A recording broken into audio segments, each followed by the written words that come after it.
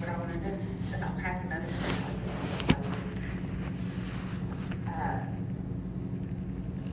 I've always been a believer. As long as I can remember, I've never had a doubt or, I love Jesus. But it was whenever I had a little newborn baby in my arms that I thought, oh my gosh, I'm responsible for this life, this soul, that I've got to teach this little person, how are they gonna enter the gates, and I felt responsible and somehow, so I started being at that point into relationship. I started having that relationship, not that I just believed any longer, but that relationship was there. And I started seeking the Lord a little bit more, probably not like I should have, but it was a start for me. And then a few years after that, I had a little one. I have 3 girls, by the way. And when she was born, she was diagnosed with a very rare renal disease. And at that point, again, that's when my walk started to change, because I believed in healing. I believed that there was a healing for everyone. I'd seen it, but now this has hit home with me. This isn't just anybody. This is my baby. This is my child. And at that point, I've been here at the church and heard Pastor, and he had always challenged, don't just believe what you're hearing up there. You've got to know it for yourself. Get into the Word. So at that point, I was desperate. I knew that I'd heard that, but I needed God to show me where my child, in His Word, speak to me and let me know. Show me not because Pastor said so, or because I heard this or that. I need to see it in Your Word. Show me where my child, there's healing for her. So I got down on my knees and I dug in and I saw Him and His face and what He had, and that's when His Word started to come alive to me. And that meaning, the living Word took on a whole new perspective. It was alive, and those words spoke to me, and I saw, and I knew at that moment, this child was fine. That word said that it was already done, it was already defeated, this disease. So no matter what, I've always known deep in my heart that she's fine, that no matter what those reports say when they come in, I don't look at that. I look at what I know His Word says. So just 8 short months, I felt like I was, okay, this is good. My husband had a heart attack on me. Oh my gosh, are you kidding me? He's 36 years old. How could this even be happening? He's laying up there and they're telling me that he's not going to live. He's on life support. He's had a massive heart attack with quadruple bypass. And I'm going, are you kidding me? So the first thing I did is I thought, I'm going to call the church. I have to start praying. Well, guess what? Everybody was out of town. Every one of them. I couldn't get a hold of anyone. So at that point, again, it took on a whole new thing. I've got to do this on my own. I don't even have anybody to call to say, pray, pray, pray. This is up to me now. So again, I hit my knees in a different, like this is all, this is again about my personal walk, not what somebody else has to step in and help me pray. So that faith, there's something there. It's like a light bulb when it plugs in and you just know that you know that you know, but God kept me.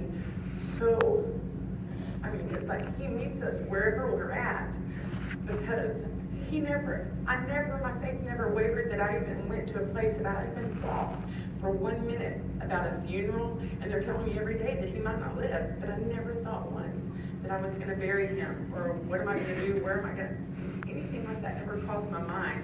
I just kept, and so many miracles at that moment. In time, that God was, scriptures would come to me that I didn't even realize that I had known. In His Word, whenever there was any kind of doubt, it's like it would just, it was amazing. So, but I was so, I was just blown away. I was just like, He is so cool. God is so cool. And I was excited about it. Been trucking along, and I've been good, believing that Maddie's good, and now my husband's good. Well, I have my daughter, my 17-year-old, 16-year-old, who decided that she was going to get into a little accident on her horse, and she face planted the barn. And again, to say there's these moments of mothers that these are your children. You look down. I come home. There's my kid laid out on the ground. Her head all big, blood coming out. She couldn't move her legs. So at that point, this is quick. I'm panicking. So what do? I call Shirley. She's my spiritual mama, as a matter of fact. And because I knew that I had to get that, those strong prayers coming in without any doubt that we have, that healing is there. But at that moment, I was pretty prayed up. I had been, in my word, doing good. And I knew when that life flight helicopter lifted off, it's like I had a very strong peace that she was going to be okay, even though that she had no feeling in her legs. And she didn't for, I think, 8 or 10 hours. She was life flighted, and they said that she was in very serious condition. That I had a peace pretty quickly when that life flight lifted off. There was a moment that I knew, again, that faith just kicked in, and I knew that she was fine. Even though her head was huge and her eyes were all crossed, I knew that she was going to be good. It's like in my heart, I didn't care what she looked like. I didn't care that she didn't have feeling in her legs. I knew that everything was going to be fine. So, with that being said, I'm really going somewhere with this. Just a couple of months after that, my little one, the one that was diagnosed with the renal disease, she had been diagnosed with flu, which she was really, really sick. But in the back of my mind, sometimes I'll get a little bit more nervous whenever something like that comes on with her, because of the fact that high fevers affect her kidneys and such. Well, we got her hospital. She was so sick. I was laying in bed with her, and I'd never really seen her this sick before. And as she was laying there, I took her temperature, and her temperature kept going up, and it hit at one point 105.7, I think it was, but it was so fast, and I was laying in bed with her, I didn't even have time to go get my husband or my mother that was in there. It's like I just started listening to God. But here's the difference, is I felt like at that point, I wasn't prayed up. I felt I hadn't been in the Word. I hadn't been reading the Word like I knew that I should have. So immediately, when I hit my knees and I started to pray, it's like I knew I needed to quit. This, because they can't keep her that long. I think they said if it lasts over a certain amount of time, brain damage starts to occur at that high of a temperature.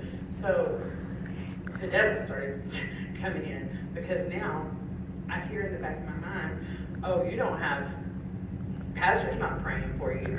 You haven't been in the Word. Why are you going to get these prayers answered? In the past, I've been in a different place, but now he's coming at me telling me, you're crap right now, You haven't prayed. I throw little prayers here and there, no matter what. But you haven't been in the Word. You haven't been in deep prayer. And that's whenever I said, you know what? It hit me that I couldn't let go. Once again, I wanted to, at that point, I had to read it. And it's like, sometimes you just feel like you want to give up and just, I can't do this again. I can't. It drained me. But it's like I couldn't let go at that moment. I couldn't just throw in the towel and listen to him as much as I wanted to. I heard that voice. I was just like, are you kidding me? I came at that devil and I said, you know what? It's not because I'm good that my baby's going to be healed. It has nothing to do, because we all know that I'm as bad as they come. It was because of the one that I believe in, my Savior, that is good. He's the one that came and stepped in for me. I said, devil, you know what? I know it. I'm bad. But it's the one I serve that's good. It is him that there's righteousness in me. And I don't need you coming talking mess to me.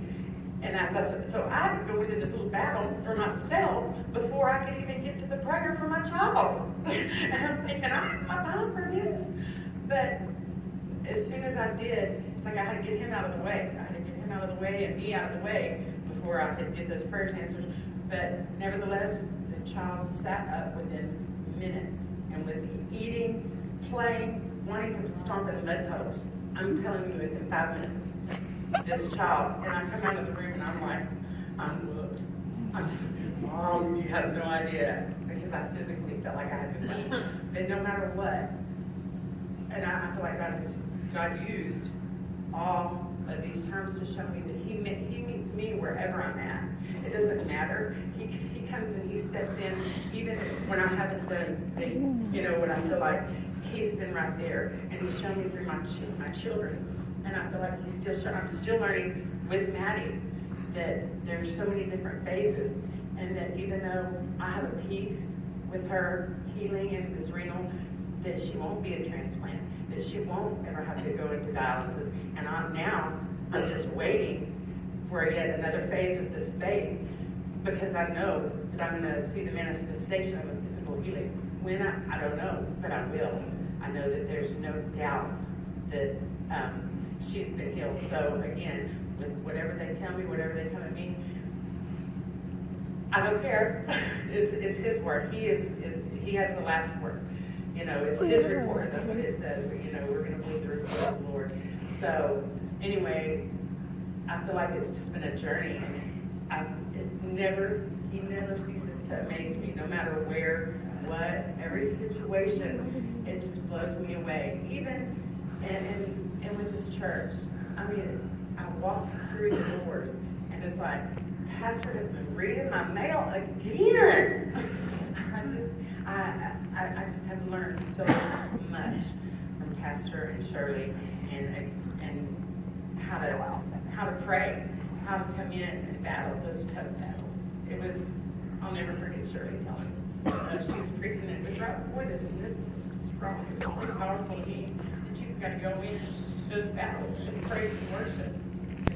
That's how they was with praise and worship. So that was my motto. I will praise you in the storm. I never once didn't give Him glory and praise first. That was, I would go into these battles, thank you, Jesus, thank you, Jesus. If I couldn't say anything else, I would start with thank you, Jesus. But anyway, that's just about where I am. I'm still learning every day, but I'm blessed. Thank you so much.